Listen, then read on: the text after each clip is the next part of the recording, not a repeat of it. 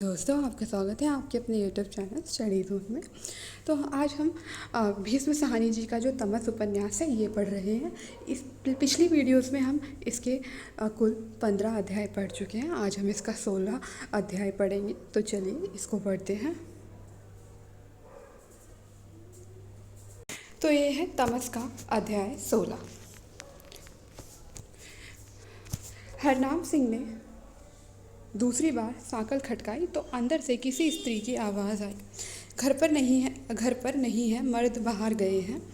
हरनाम सिंह ठिठका खड़ा रहा। बंतों की आंखें दाएं बाएं देख रही थी कि आसपास उन्हें किसी ने देख तो नहीं लिया। तू दरवाज़ा खोलने को कह बंतो, अंदर औरत जात है। और हरनाम सिंह एक ओर को हट गया। बंतो ने दरवाज़ा खटखटाया और साथ में ऊंची आवाज़ में बोली, करम वालियो, दरवाज़ा खोलो, असी मुसीबत दे मारे आए हैं। अपनी पत्नी की आवाज़ सुनकर क्षण भर के लिए हरनाम सिंह की आंखें झुक गई। यह वक्त भी देखना बदा था जब उसकी पत्नी आश्रय मांगने के लिए गिड़गिड़ाएगी। दरवाजे के पीछे कदमों की आहट सुनाई दी। फिर अंदर से किसी ने सांकल खोली। थोड़ा सा दरवाज़ा खुला। उनके सामने ऊंची लंबी बड़ी उम्र की एक ग्रामीण औरत खड़ी थी। उसके दोनों हाथ गोबर से सने थे और उसने दुपट्टा उतार रखा था। उसके पीछे उलझे बालों वाली छोटी उम्र की एक युवती खड़ी थी। उसने भी आस्तीनें चढ़ा रखी थी, जिससे लगता गाय भैंस के लिए सानी पानी कर रही है। कौन है, क्या काम है? बड़ी उम्र की औरत ने पूछा। हालांकि एक नज़र में ही वह उनकी स्थिति को समझ गई थी। बदनसीब है, ढोक इलाई बख्श से आए हैं। वहाँ बलवाई आ गए थे, हमारा घर लूट लिया है। रात भर चलते रहे हैं। क्षण भर के लिए वह औरत ठिठकी खड़ी रही और निर्णायक क्षण, जब मनुष्य अपने समस्त संस्कारों, विचारों, मान्यताओं के पूंजीभूत प्रभाव के आधार पर कोई निर्णय लेता है, और कुछ देर तक उनकी ओर देखती रही। फिर उसने दरवाज़ा पूरा खोल दिया। आ जाओ, अंदर आ जाओ। हरनाम सिंह और बंतों की पलकें उठी और दोनों दहलीज लांघकर आंगन में आ गए। उनके अंदर आ जाने पर उस औरत ने बाहर झांककर दाएं बाएं देखा और फिर झट से सांकल चढ़ा दी। छोटी उम्र की लड़की एकटक इन दोनों की ओर देख रही थी। उसकी आंखों में संशय और अविश्वास था। खाट बिछा दे अकरा, औरत ने कहा और स्वयं ज़मीन पर बैठकर पहले की तरह गोबर की थापियां बनाने लगी। अकरा कोठरी में से कंधों पर पल्ला ओढ़ती हुई चली आई और दीवार के साथ लगी खाट को वहीं पर बिछा दिया। भला हो तेरा बहन, हम एक दिन में ही घर से बेघर हो गए। और बंतों की आंखों में आंसू आ गए। टोक इलाही बख्श में सारी उम्र काटी है, वहीं पर दुकान थी, अपना घर था। पहले तो सब ने कहा यहीं बैठे रहो, कुछ नहीं होगा। फिर कल करीम खान ने मशवरा दिया कि गांव में बने रहने से खतरा है, तुम चले जाओ। उसने ठीक ही कहा। हमारी पीठ मोड़ने की देर थी कि बलवाई आ गए, दुकान भी लूट ली और उसे आग भी लगा दी, हरनाम सिंह ने कहा और चुप रहा। इस बीच बंतो खाट पर से उठकर नीचे आ गई और उसके पास आकर बैठ गई। अकरा आई और बड़े तसले में रखी थापियां उठाकर ले गई और एक एक करके आंगन की दीवार पर लगाने लगी। औरत चुपचाप गोबर के ढेर में हाथ डाल डाल कर थापियां बनाती रही, मुंह से कुछ नहीं बोली। मर्द कहाँ गए हैं, हरनाम सिंह ने पूछा। औरत ने एक बार घूमकर हरनाम सिंह की ओर देखा और उसके सवाल का जवाब नहीं दिया। हरनाम सिंह को सहसा समझ आ गया कि मर्द कहाँ गए होंगे और उसका सारा शरीर झंझना उठा। हम तो इन 2 कपड़ों में निकल आए हैं, बंतो बोली। सलामत रहे करीम खान, उसने हमारी जान बचा दी, और सलामत रहो तुम बहन, जिसने आसरा दिया है। घर में अजीब तरह की चुप्पी छाई थी, जिससे हरनाम सिंह कुछ कहते कहते चुप हो जाता था। छोटी स्त्री अंदर चली गई थी और हरनाम सिंह को बार बार लगता जैसे वह कोठरी के अंधेरे में खड़ी उनकी ओर घूर घूर कर देख रही है। औरत उठ खड़ी हुई और तसले में रखे पानी से हाथ धोकर एक ओर को चली गई, जहाँ रसोई के बर्तन रखे थे। फिर उसने मिट्टी का कटोरा उठाया और उसमें लस्सी डालकर ले आई। हरनाम सिंह अभी भी बंदूक को कंधे के साथ लटकाए हुए था। कारतूसों की पेटी पसीने से सनी उसकी कमीज से जैसे चिपकी हुई थी। लो लस्सी पी लो, रात भर के थके हो। कटोरा हाथ में लेते ही हरनाम सिंह फकक कर रो पड़ा। रात भर की थकान, उत्तेजना और दबी भावनाएं एकाएक फूटकर निकल आई और वह बच्चों की तरह बिलक उठा। आखिर तो खाता पीता दुकानदार था, कमर में 100-200 रुपये भी बांध कर ले आया था। सारी उम्र किसी के आगे हाथ नहीं फैलाया था और अब दिन में दर दर की ठोकरें खाने लगा था। यहाँ ऊंचा ऊंचा रो नहीं सरदार जी, गली मोहल्ले वाले सुनेंगे तो दौड़े आएंगे, चुपचाप बैठे रहो। हरनाम सिंह अपनी सिसकियां दबाकर चुप हो गया और पगड़ी में से शमला निकालकर आंसू पोंछने लगा। भला हो तुम्हारा बहन, तुम्हारा किया हम कभी नहीं उतार सकेंगे। रब घरो बेघर किसी आ ना करे, रब दी मेहर होई ता सब ठीक हो जाएगा। भगवान किसी को घर से बेघर ना करे, अल्लाह की कृपा बनी रही तो सब ठीक हो जाएगा। औरत अभी भी लस्सी का कटोरा हाथ में पकड़े बंतों के सामने खड़ी थी। लस्सी के कटोरे की ओर देखकर बंतो असमंजस में पड़ गई। बंतों ने आंखें उठाकर पति की ओर देखा। उसका पति उसी की ओर देख रहा था। मुसलमान के हाथ से कटोरा कैसे ले ले? उधर रात भर की थकान हलक सूख रहा था। उनकी झिझक को घर की औरत समझ गई। तुम्हारे पास अपना कोई बर्तन हो तो उसमें डाल लो। इधर गांव में एक पंडित की दुकान है, अगर वह घर पर हुआ तो मैं उससे तुम्हारे लिए 2 बर्तन ले आऊँगी। पर क्या मालूम वह मिलता है या नहीं, हमारे हाथ का नहीं लो, पर दिन भर भूखे कहाँ पड़े रहोगे। इस पर हरनाम सिंह ने हाथ बढ़ाकर कटोरा ले लिया। तेरे हाथ का दिया अमृत बराबर है बहन, हम तुम्हारा किया कभी नहीं उतार सकते। धूप निकल आई थी और आसपास के घरों से आवाज़ें आने लगी थी। हरनाम सिंह ने आधी लस्सी पीकर कटोरा बंतों के आगे बढ़ा दिया। सुनो जी सरदार जी, मैं तुमसे कुछ छिपाऊंगी नहीं। घर की मालकिन बोली, मेरा घरवाला और बेटा दोनों गांव वालों के साथ बाहर गए हुए हैं, वे अभी लौटते होंगे। मेरा घरवाला तो अल्लाह से डरने वाला आदमी है, तुम्हें कुछ नहीं कहेगा, पर मेरा बेटा लीगी और उसके साथ और लोग भी हैं, तुमसे वे कैसा सलूक करेंगे मैं नहीं जानती। तुम अपना नफ़ा नुकसान सोच लो। हरनाम सिंह का दिल धक से रह गया। अभी अभी तो ये औरत अलग से बर्तन देने तक की बात कह रही थी और अब कुछ और ही सुनाने लगी है। उसने हाथ बांध दिए हैं। इस वक्त दिन दहाड़े हम कहाँ जाएं? मैं क्या जानूं, और दिन होता तो कोई बात नहीं थी, पर अब कोई किसी की नहीं सुनता। मैंने तुम्हें बता दिया है कि मर्द बाहर गए हैं और अब लौटने वाले होंगे। वे तुम्हारे साथ कैसा सलूक करेंगे मैं नहीं जानती। अगर कोई चंगी मंदी हो गई तो मुझे नहीं कहना। हरनाम सिंह देर तक गहरे सोच में डूबा बैठा रहा, फिर शिथिल सी आवाज़ में बोला, सतवचन जो वाहिगुरु को मंजूर होगा वही होगा। तेरे दिल में रहम जागा, तूने दरवाज़ा खोल दिया, अब तू कहेगी बाहर चले जाओ तो हम बाहर चले जाएंगे। चल बंतो उठ। हरनाम सिंह ने बंदूक संभाली और दोनों पति पत्नी दरवाजे की ओर बढ़े। वह जानता था कि दरवाजे के बाहर प्रलय मुंह फाड़े खड़ी है, पर कोई चारा ना था। औरत ज्यों की त्यों आंगन के बीचों बीच खड़ी रही और उनकी ओर देखती रही। जब हरनाम सिंह ने सांकल खोलने के लिए हाथ उठाया तो औरत फिर बोल पड़ी, ना जाओ जी, रुक जाओ, सांकल चढ़ा दो। वह बोली, तुमने मेरे घर का दरवाज़ा खटकाया है, दिल में कोई आस लेकर आए हो, जो होगा देखा जाएगा, तुम लौट आओ। पीछे अंधेरी कोठरी की दहलीज पर खड़ी अकरा अपनी सास की ओर देखे जा रही थी। उसे बोलते देखकर आगे बढ़ाई, जाने दो ना माँ, हमने मर्दों से पूछा भी नहीं, उन्हें बहुत बुरा लगेगा। मैं जवाब दे लूँगी, तू जा अंदर से सीढ़ी उठा ला जल्दी, घर आए को निकाल दूँ। अल्लाह की दरगाह में सभी को जाना है। जा खड़ी, मेरा मुँह क्या देख रही है, अंदर से सीढ़ी उठा ला। हरनाम सिंह और उसकी पत्नी दरवाजे पर से मुड़ आए। हरनाम सिंह ने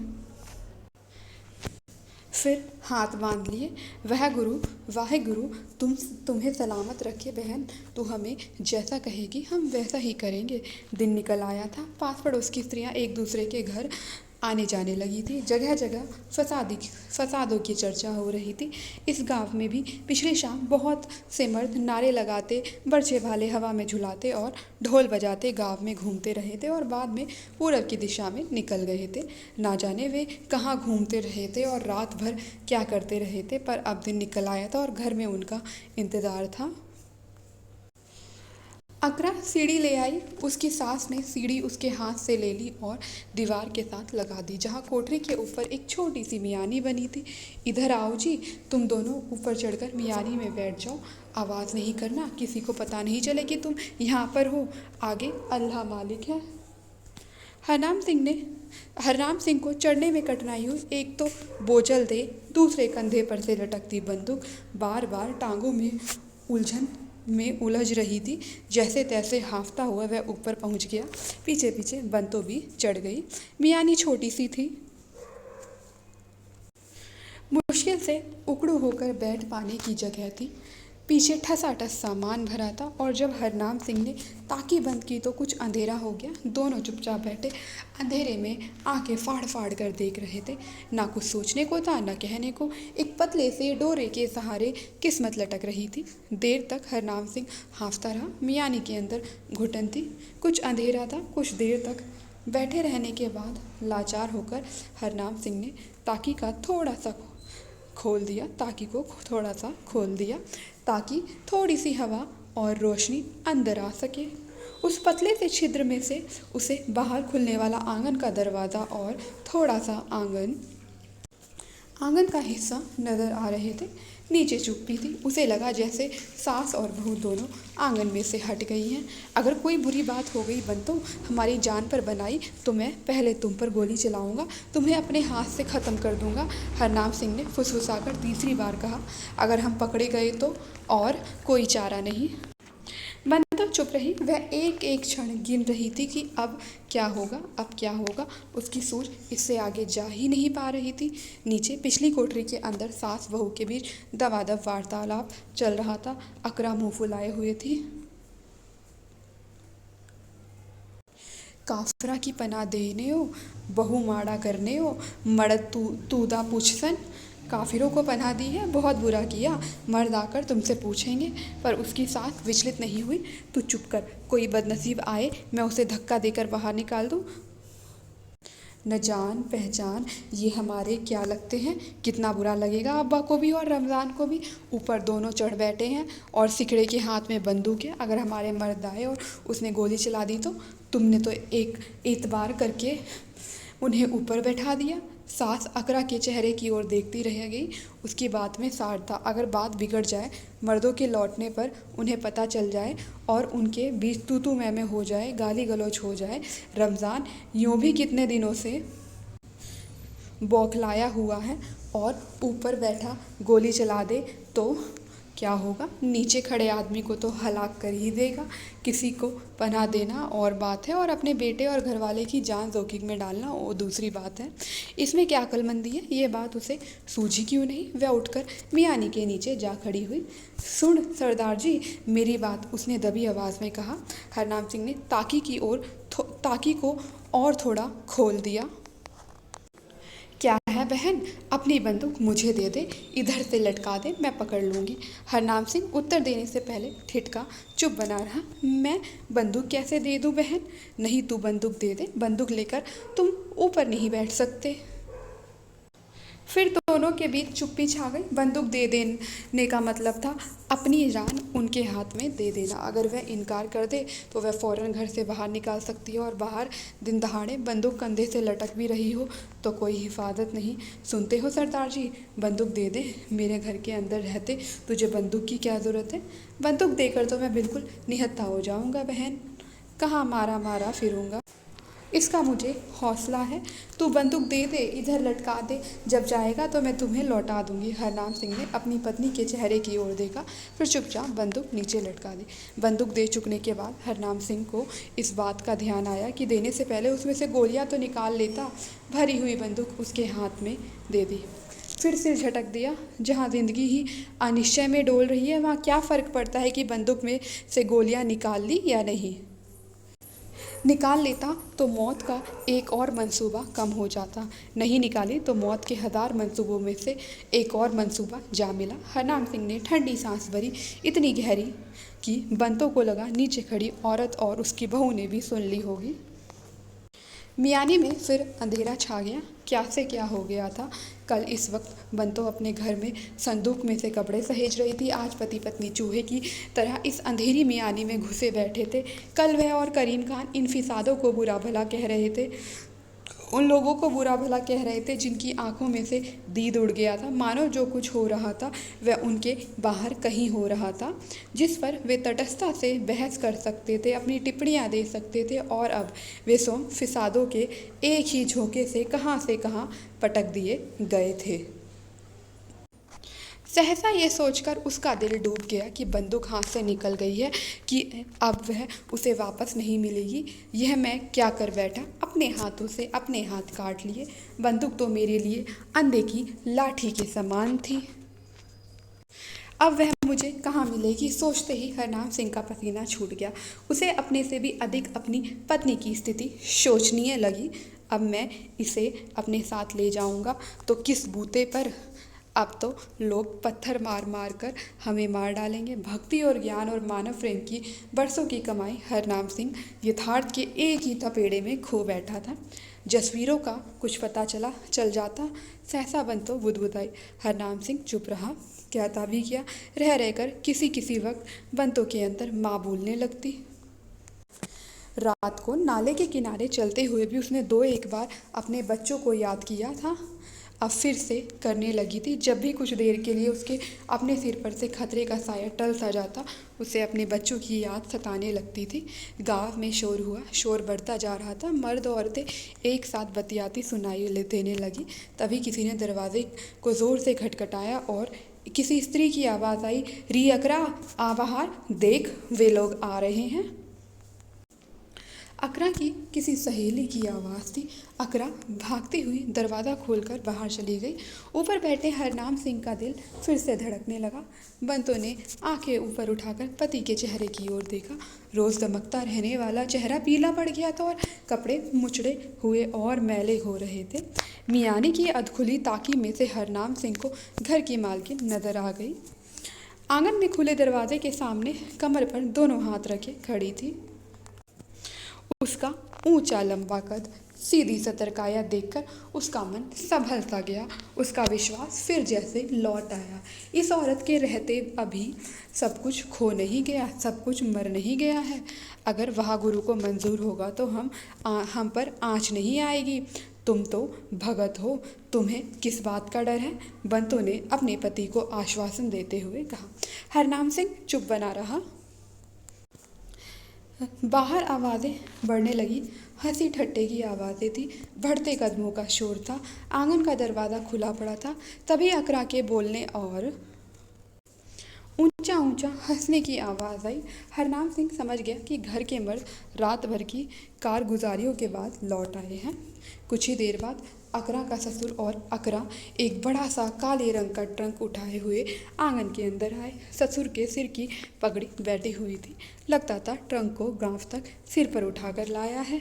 हरनाम सिंह ने हाथ बढ़ाकर अपनी पत्नी के घुटने को छुआ। हमारा ट्रंक है, बड़ा काला ट्रंक, हमारी दुकान लूटते रहे हैं। बंतो ने बाहर झांक कर देखने की कोशिश नहीं की। अभी तक ताला चढ़ा है, हरनाम सिंह बुदबुदाया। अकरा का ससुर ट्रंक के ऊपर बैठ गया था और पगड़ी उतारकर माथे का पसीना पोंछ रहा था। उसकी पत्नी ने आगे बढ़कर दरवाज़ा बंद कर दिया। रमज़ान नहीं आया, रमज़ान तबलीग करने गया है। ऊपर बैठे हरनाम सिंह ने हाथ बढ़ाकर अपनी पत्नी का घुटना छुआ। एहसान अली है, मैं इसे जानता हूँ, इसका मेरे साथ लेन देन रहा है। बंद ट्रंक उठा लाए हो अब्बा, क्या मालूम इसमें कुछ है भी या नहीं। क्यों इतना भारी था, मेरी तो कमर दोहरी हो गई। कपड़ों का ट्रंक है, कुछ ना कुछ तो ज़रूर होगा। बस एक ट्रंक ही लाए हो, रमज़ाना भी कुछ लाया है। वही है, खींच कर बाहर लाया था, साबुत का साबुत ट्रंक उठा लाए हैं। तुम्हें और क्या चाहिए। लाओ इसे खोलते हैं, इसका ताला तोड़े, अकरा ने कहा और भागकर कोठरी में से हथौड़ी उठा लाई। चोरी के माल को देख पाने की उत्सुकता में वह अपने ससुर से मियानी में छिपे कराड़ों के बारे में बताना भी भूल गई। उसकी सास अभी भी चुपचाप पास खड़ी थी। लस्सी पिला राजो, प्यास लगी है, ससुर ने कहा और उसकी पत्नी राजो उन्हीं कदमों से लस्सी लाने चली गई। ट्रंक के ताले पर ठकाठक शुरू हो गई। एहसान अली कटोरा हाथ में लिए लस्सी पी रहा था जब राजो उसकी पत्नी ने उसे बताया कि उसने घर में एक सिख और उसकी पत्नी को पनाह दे रखी है। तभी ऊपर से हरनाम सिंह ने ताकी खोल दी और गर्दन निकाल कर बोला, ताला क्यों तोड़ती हो बेटी, ये लो चाबी, ये हमारा ही ट्रंक है। फिर एहसान अली की तरफ मुखातिब होकर बोला, एहसान अली, मैं हरनाम सिंह हूँ, तुम्हारी घरवाली ने हमें यहाँ पनाह दी है। गुरु महाराज तुम्हें सलामत रखे, ये ट्रंक हमारा है, अब इसे तुम अपना ही समझो। अच्छा हुआ जो ये तुम्हारे हाथ लगा, किसी दूसरे के हाथ नहीं लगा। एहसान अली ने नज़र ऊपर उठाई तो झेप गया, मानो वह चोरी करते पकड़ा गया हो। अकरा के हाथ थम गए और वह चिल्लाकर बोली, अम्मा ने इन्हें पनाह दी है, मैंने कहा भी था काफिर हैं, इन्हें अंदर मत घुसने दो, पर अम्मा ने मेरी बात नहीं मानी। अकरा अपने ससुर को खुश करने के लिए कह रही थी, पर एहसान अली अभी भी ठिठका खड़ा और अटपटा महसूस कर रहा था। किसी ज़माने में दोनों के बीच लेन देन रहा था और अच्छी जान पहचान रही थी। उसकी समझ में नहीं आ रहा था कि हरनाम सिंह के प्रति कैसा व्यवहार करे। ऐसे साक्षात की उसे उम्मीद नहीं थी। उसके खून में ऐसी गर्मजोशी भी नहीं थी कि किसी हिंदू अथवा सिख को देखकर आग बबूला हो उठे।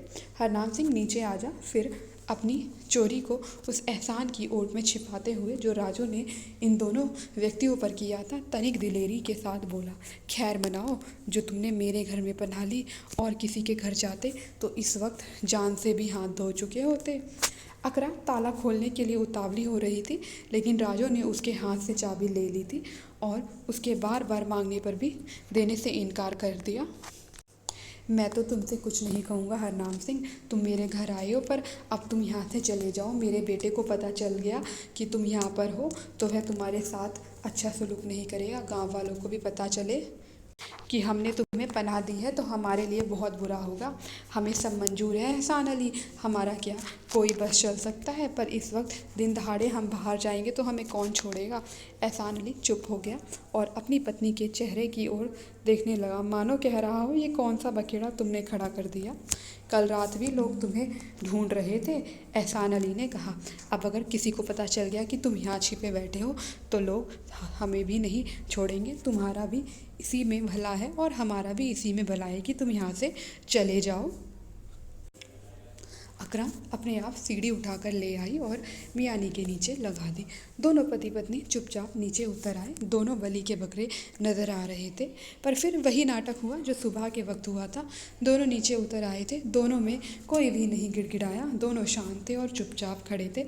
हरनाम सिंह अपनी बंदूक मांगने जा रहा था और राजो आंगन के बीचों बीच चुपचाप कमर पर हाथ रखे खड़ी थी। जब एहसान अली बोला, इन्हें भूसे की कोठरी में बैठा दे, राजो बाहर से ताला चढ़ा दे, ले यही ताला खोल कर ले जा, जल्दी जल्दी कर। फिर हरनाम सिंह पर एहसान जताते हुए बोला, निगाह का लिहाज है हरनाम सिंह, पर जो कुछ काफिरों ने शहर में किया है, खुदा कसम उसे याद करके खून खौल उठता है। आगे आगे राजो चल रही थी और पीछे पीछे बंतो और हरनाम सिंह। कोठरी लांघकर घर के पीछे वे एक अंधेरे से दालान में पहुँचे, जहाँ गोबर, चारा और मवेशी की तीखी गंध आ रही थी। यहीं पर राजो ने एक कोठरी का दरवाज़ा खोला। कोठरी फर्श से लेकर छत तक सूखे चारे से भरी थी। इधर बैठ जाओ, मेरा आदमी बड़ा नेक वक्त है, मुझे नहीं मालूम था कि तुम लोगों की जान पहचान है, जैसे तैसे यहाँ वक्त काट लो।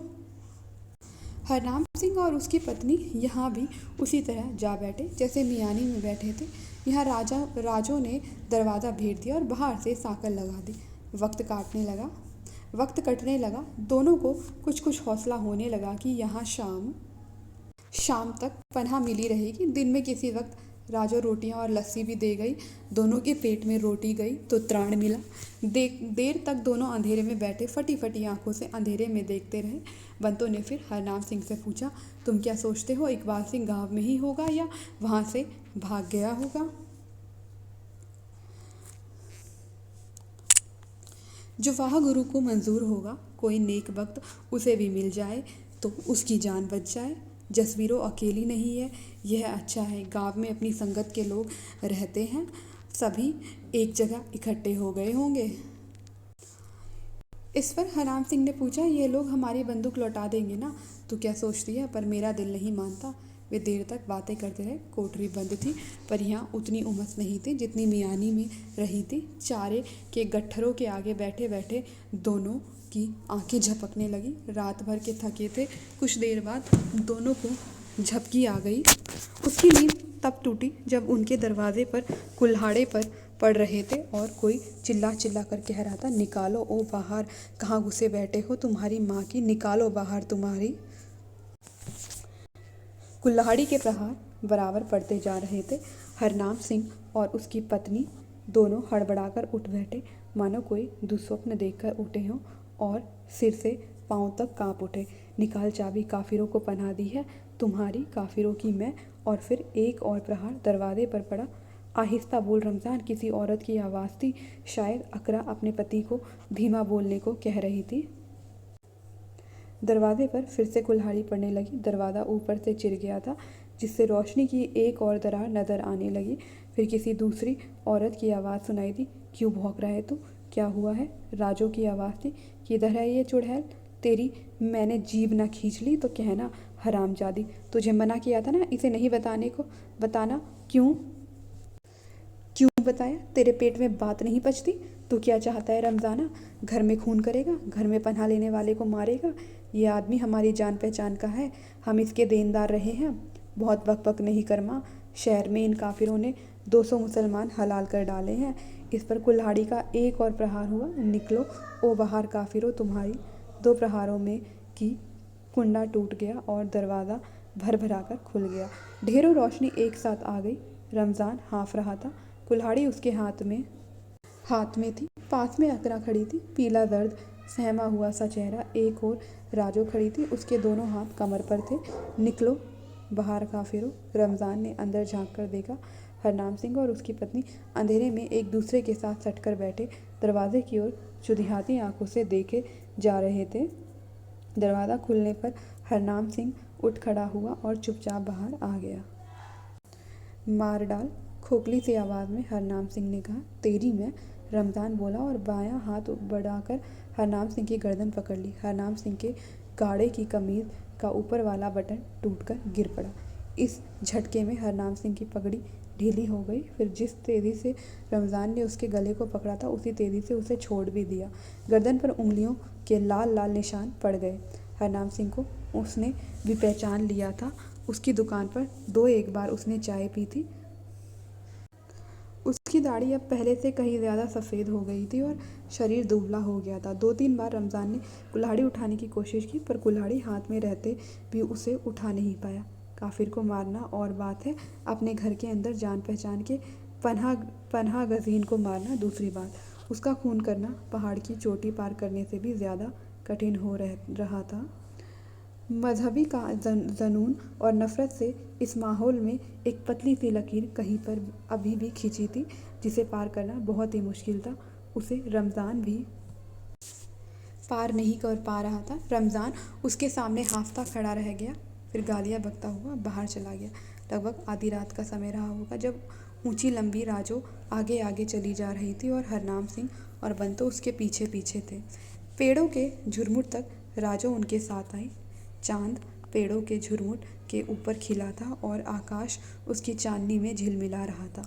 फिर वही अलौकिक रहस्यपूर्ण स्वप्निल दृश्य, फिर वही चांदनी और अंधेरा आपस में आँख में चौली खेलते हुए पेड़ों के इस झुरमुट और उसके पार फैला हुआ असीम प्रसार से फिर से रहस्यपूर्ण और भयावना नज़र आने लगा था। आगे जाती राजो की काया बड़ी गंभीर लग रही थी। राजो हाथ में 2 नाली बंदूक उठाए हुए थी। वे फिर से नदी की ओर उतर रहे थे।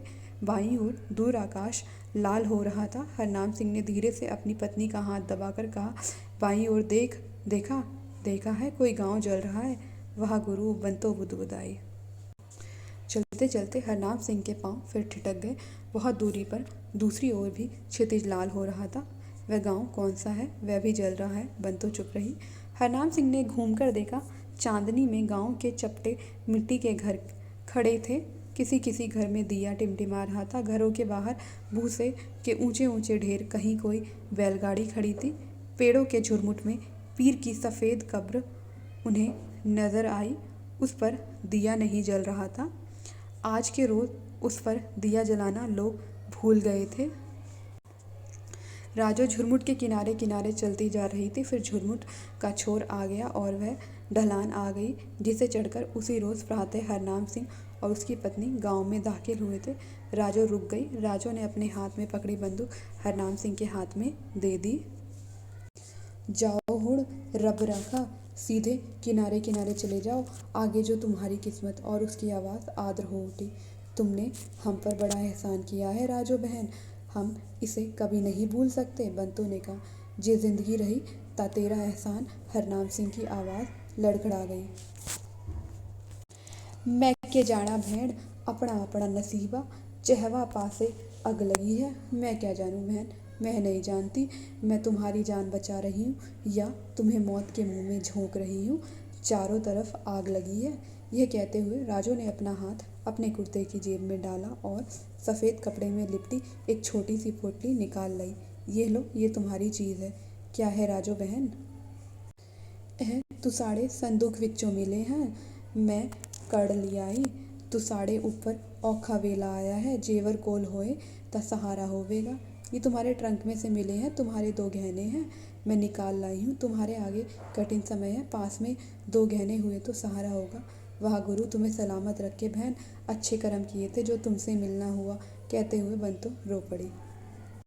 जाओ, रब राखा, देर हो रही है, राजू ने कहा। वह उन्हें कुछ नहीं बता सकती थी, किस दिशा में जाए, किस गांव की ओर जाए, किस घर का दरवाज़ा खटखटाए। उसके लिए कुछ भी कह पाना असंभव था। दोनों पति पत्नी ढलान उतरने लगे। राजू टीले पर खड़ी रही और उन्हें जाते हुए देखती रही। वह उबड़ खाबड़ बालू और गोल गोल पत्थरों से अटा रास्ता, ऊपर चांद चमक रहा था जिससे सारा मैदान काले और सफ़ेद चित्रों में बटा पड़ा था। कहीं अंधकार का पुंज था तो कहीं पारे सी चमकती चांदनी थी। थोड़ी दूर तक जाने के बाद उन्होंने घूमकर देखा। राजू अभी भी टीले पर खड़ी थी और अज्ञात की ओर बढ़ते उनके कदमों को जैसे देख रही थी। फिर उनके देखते ही देखते वह लौट पड़ी और गांव की ओर जाने लगी। उसके चले जाने से चारों ओर फैली वीरानी इन दोनों के लिए और भी अधिक भयावह हो उठी। तो यहाँ पर इस उपन्यास का यह अध्याय 16 समाप्त होता है। मिलते हैं आपसे अगली वीडियो में इसके नेक्स्ट 17वें पार्ट को लेकर। तब तक के लिए लाइक करें, शेयर करें और हमारे चैनल को सब्सक्राइब करें।